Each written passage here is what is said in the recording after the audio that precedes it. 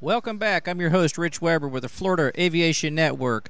We're broadcasting live in the clear, which is a free service to you all, from the Howard Hughes exhibit in the Florida Air Museum at Sun and Fun 2013 at Lakeland Linder Regional Airport in Lakeland, Florida. And with me today, I have Mr. George Bartuska. He's with the Central Florida Aerospace Academy, and he's going to talk to us about the Astronaut Challenge. Welcome.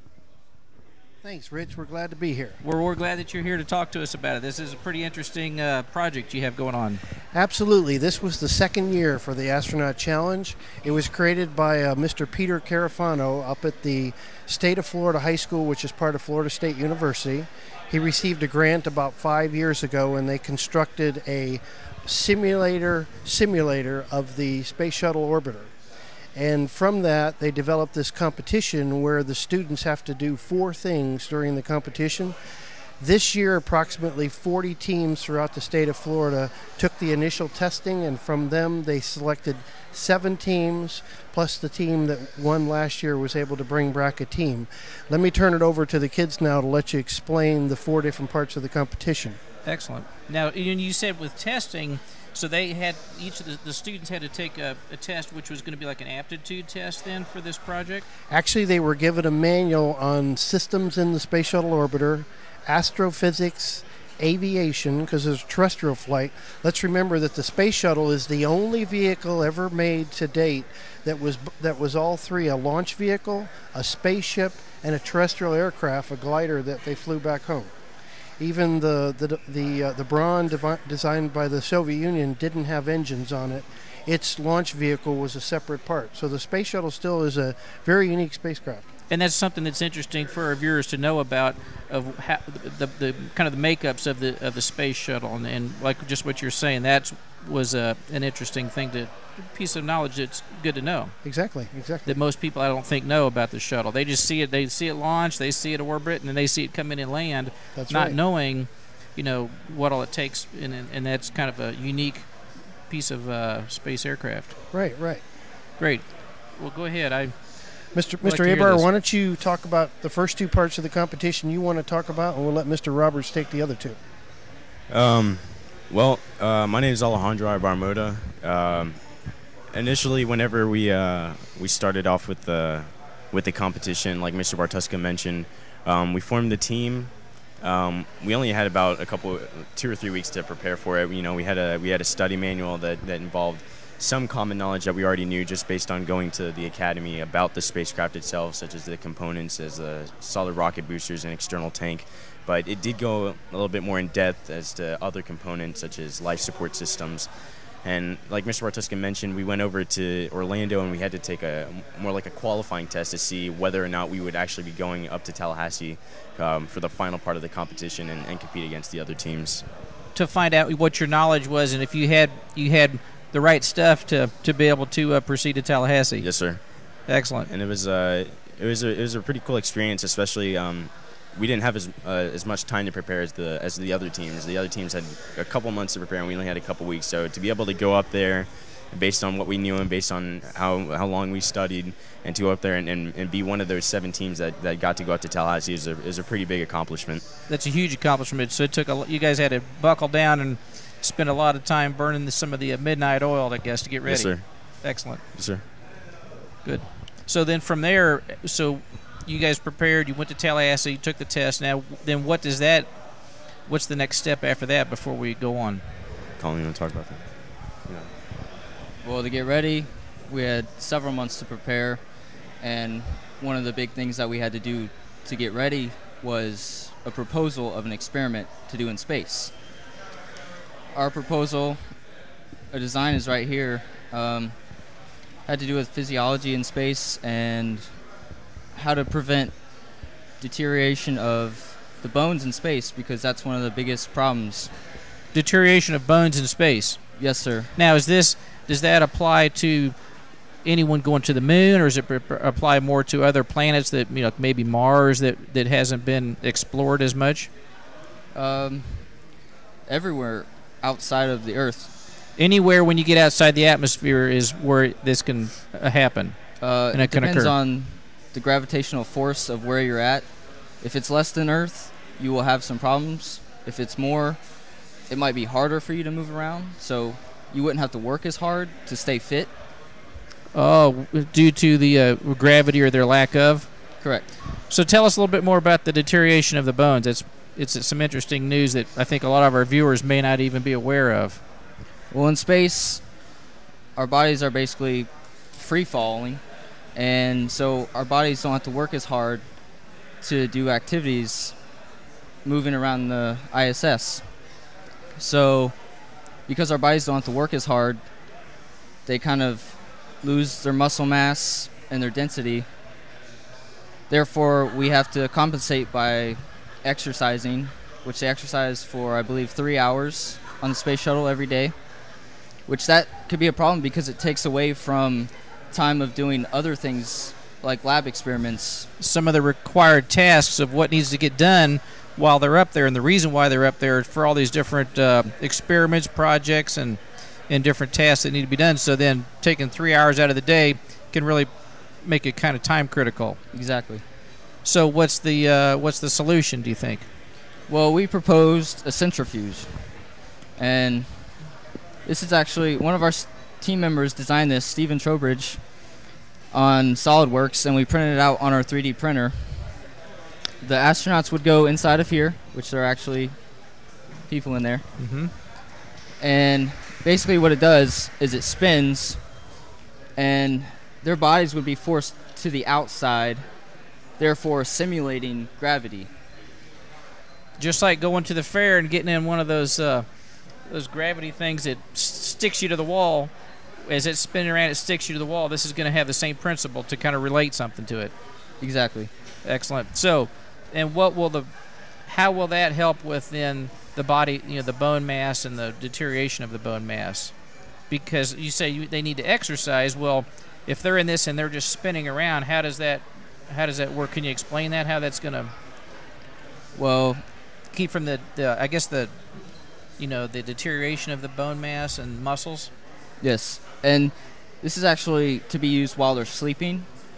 That way, instead of getting in this for the 3 hours, they're in it while they're sleeping. That way, it adds time for other stuff on the ISS. Absolutely. So they're going to be in this thing. Would this be something they'll be standing up? Rich, there is no up. True. And let me just add a couple things. What they found out in their research is today we don't know exactly how the body senses gravity. Nobody's really put a finger on that yet.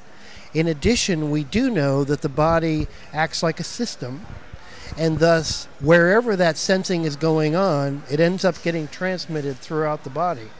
So the theory is here, using this technique while they're asleep, trying to let some part of the body sense gravity, along with possibly some pharmacological drugs that are used today for people who start to have osteoporosis. Mm-hmm. A combination of the two, there's a theory, and remember, this is just an experiment.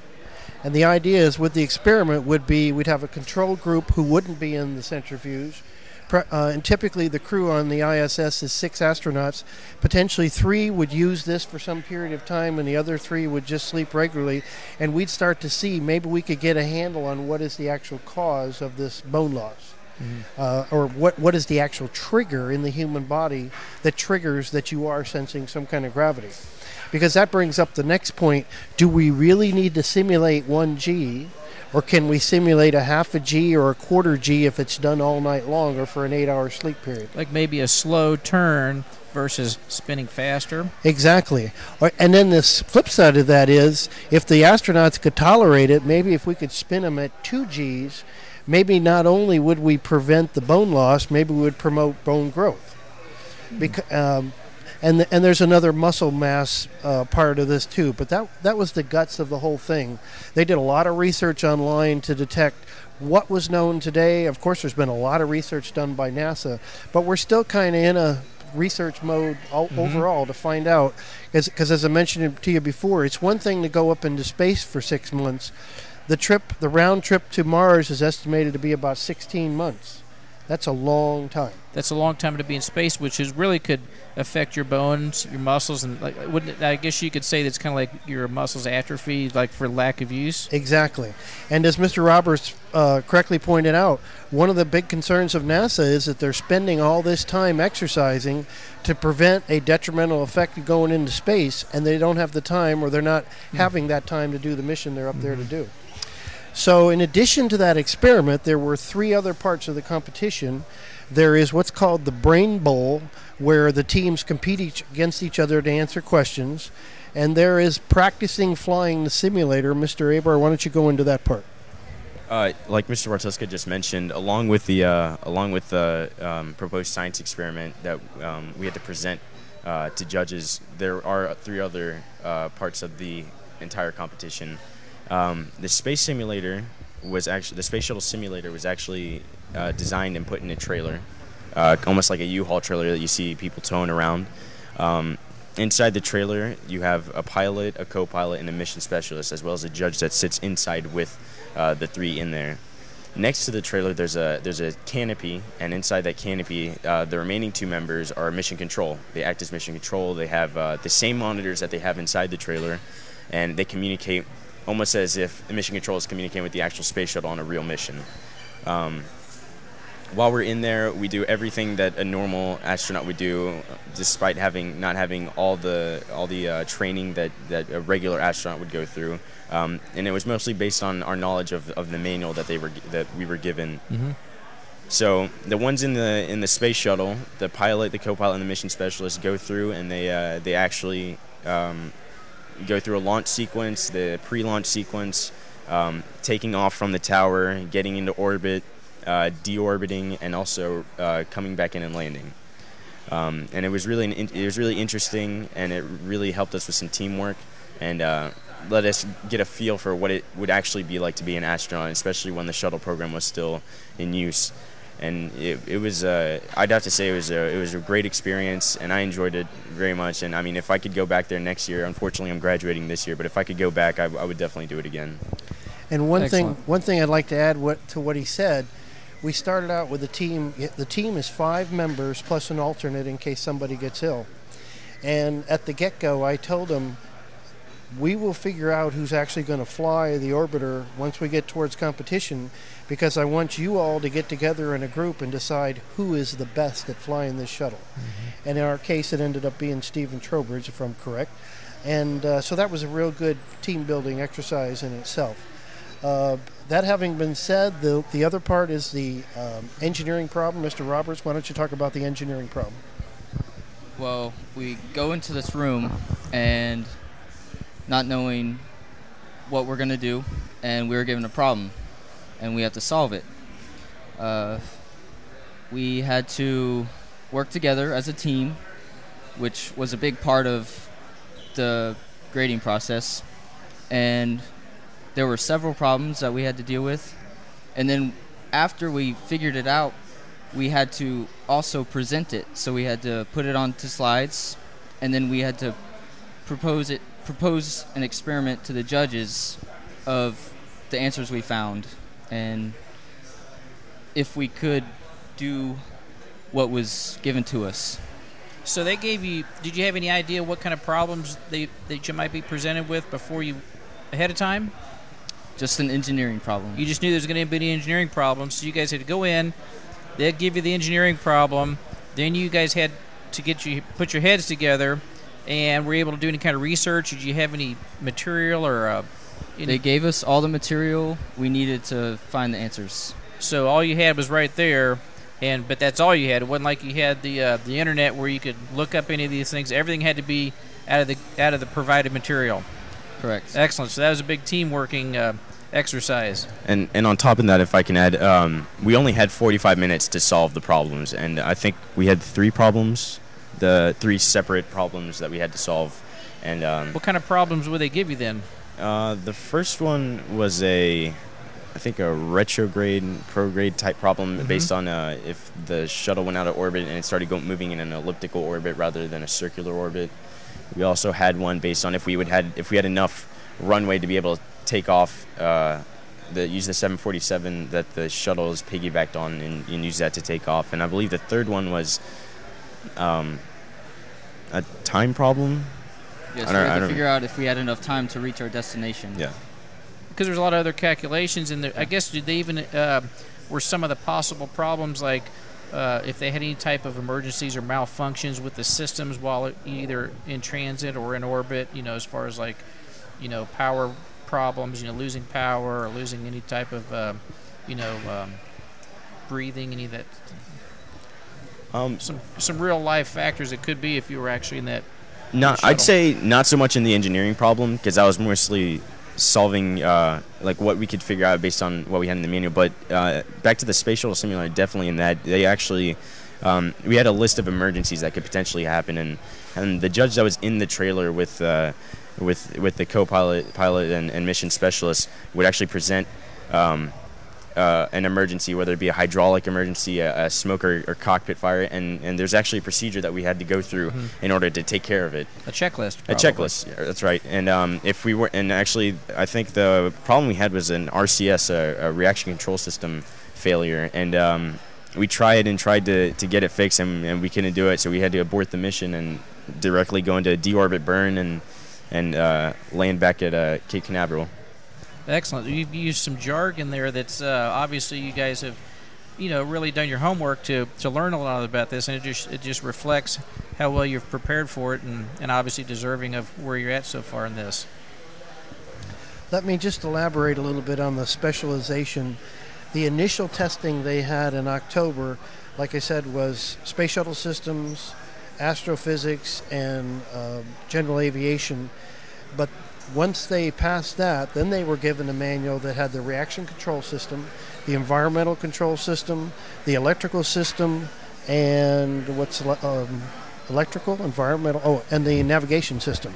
So the engineering problem could have come out of one or any of those four groups: RCS, electrical, environmental, or navigational. And the year before, the problem was all electrical.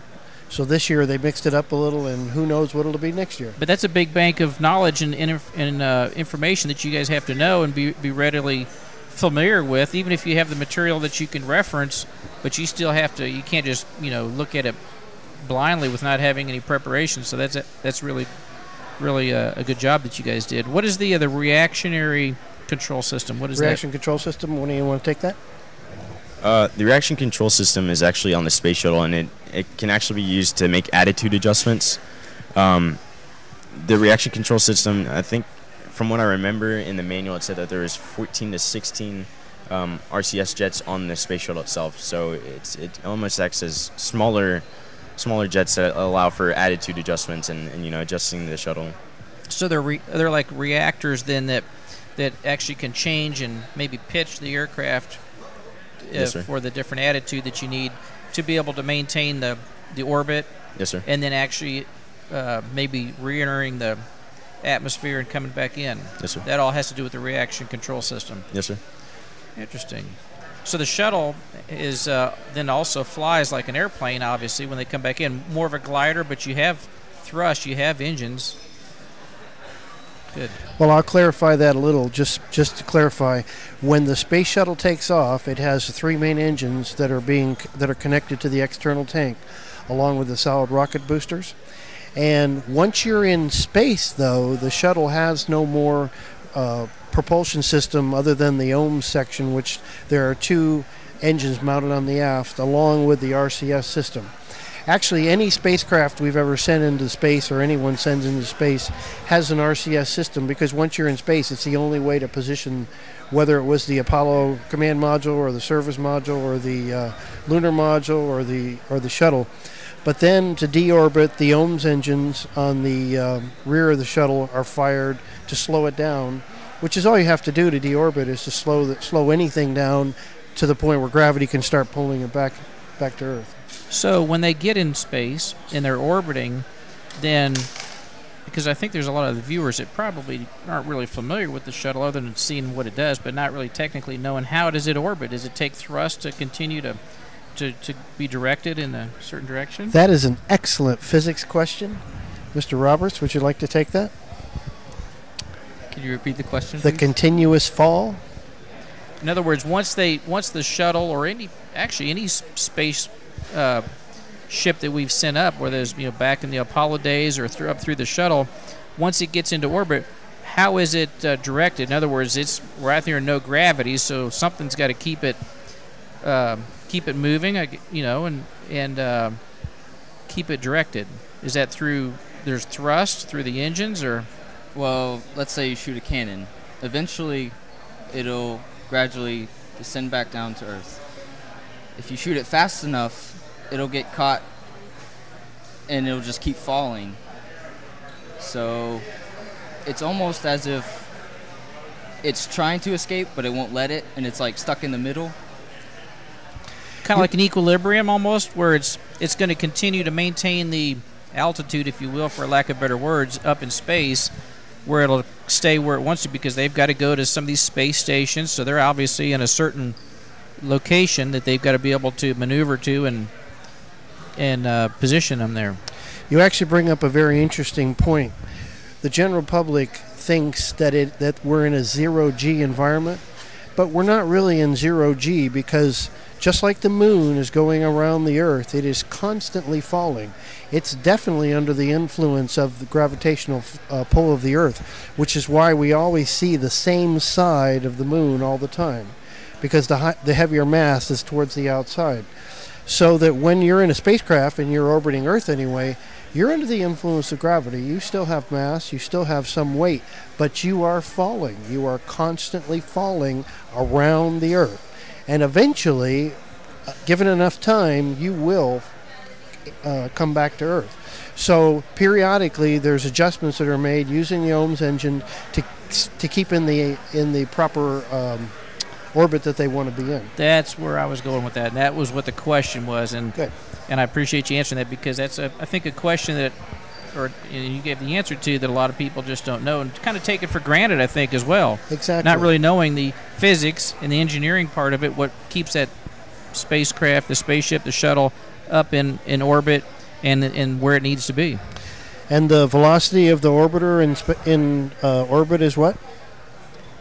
17,500 miles an hour to stay up there around 200 miles high. Well, that's where the space station is. The shuttle could operate at different elevations. Excellent. Well, there's just a lot to learn about the space program and the shuttle program, and you guys have really done your homework and have been able to provide a lot of information for us. We might let Mr. Roberts just comment on the very last part, which was the brain bowl, because there's brain bowls in a lot of different competitions, but this one was pretty severe. In the brain bowl, each of us had buzzers, and they would ask the question, and we had to buzz in. And they were given a few seconds to collaborate with the team, and then the team captain would say the answer, and then if they got it correct, they would get a point. If not, then the other team got a chance to answer the question.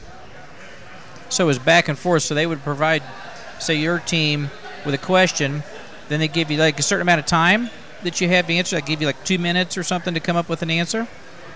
Not that much time. Less time. 15 seconds. I think it was 15 believe. seconds. 15 seconds. Did you have any material that you could reference for this, or was it all basically out of your brain? And why they called it? It was all out of our brains. That's why they called it a brain bowl, then, I guess. It was good, and remember, the whole thing here is, I think we're doing a time check. The whole thing here is STEM, science, technology, engineering, and math. And the idea is this whole exercise is to apply everything they learn to a particular application, this application being space flight and terrestrial flight. That's interesting that you mentioned STEM. You know, we talked yesterday with the Think Global Flight people, and Miss Rice, you know, she was talking to us about that and with their students, and that was kind of, I guess that may be kind of a buzzword then, that Absolutely. the STEM. So where are you guys going from here now? What's next with the challenge? Well, we'll start to form a team over the summer. One of the things that we weren't aware of, you can send more than one team for the initial competition, evaluation, and selection process. So I'm hoping next year to have about 3 teams, and we'll see how we do. So you're going to have to I guess, find out who's going to do their homework and who's going to do a little bit of research and study over the summer to get prepared so they can meet the challenge. Exactly.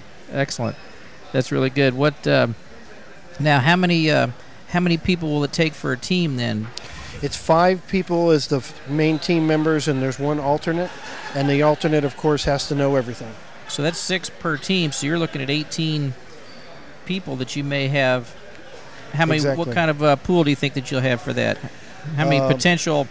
We have 250 students right now. We're looking to go to 350 students next year. Excellent. Well, George, it was a pleasure having you on the show today. Absolutely. We have learned a lot, guys. You did a great job with what you've done so far for the school and for the Astronaut Challenge and representing the school over there at the Central Florida Aerospace Academy. Keep up the good work and good luck next year.